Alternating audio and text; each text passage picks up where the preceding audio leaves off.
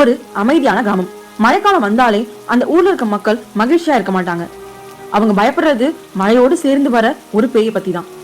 ஒவ்வொரு ஆண்டும் கனமா மழை பெய்ய ஆரம்பிச்சா நள்ளிரவு சரியாக 12 மணிக்கு ஒவ்வொரு வீட்டோட கதவும் தட்டும் சத்தம் கேட்குமா. இரவு ஒரு அம்மாவும் அவங்க குட்டி பொண்ணும் வீட்டுல இருக்காங்க. அப்போ திடீர்னு கதவு வெளியே இருந்து ஒரு மென்மையான குரல் கேக்குது. அக்கா, கதவை திறங்க, நான் மழையில் நனைஞ்சிட்டேன், எனக்கு ரொம்ப குளிருதுன்னு. அந்த குட்டி பெண் அம்மா யாரோ கதவை தட்டுறாங்கன்னு சொல்லி மெதுவா கதவுக்கு நடக்க ஆரம்பிச்சா.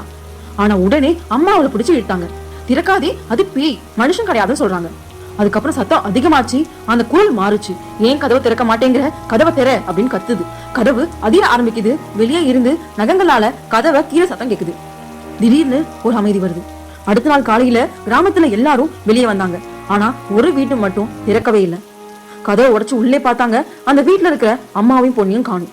அந்த வீட்டுக்குள்ள ஈரமான காலடி சுவடுகளும் அந்த வீட்டோட கதவுல நகை கீறல்களும் இருக்கு. அவங்களுக்கு என்ன ஆகிருக்கும்னு தெரிஞ்சுக்கணும்னா பார்ட் 1 கமெண்ட் பண்ணுங்க. இந்த வீடியோ பிடிச்சா லைக் பண்ணுங்க, ஷேர் பண்ணுங்க. இது போன்ற மேலும் வீடியோக்கள் பார்க்கணும்னா இந்த சேனல் சப்ஸ்கிரைப் பண்ணிக்கோங்க. இந்த வீடியோ பார்த்ததுக்கு நன்றி.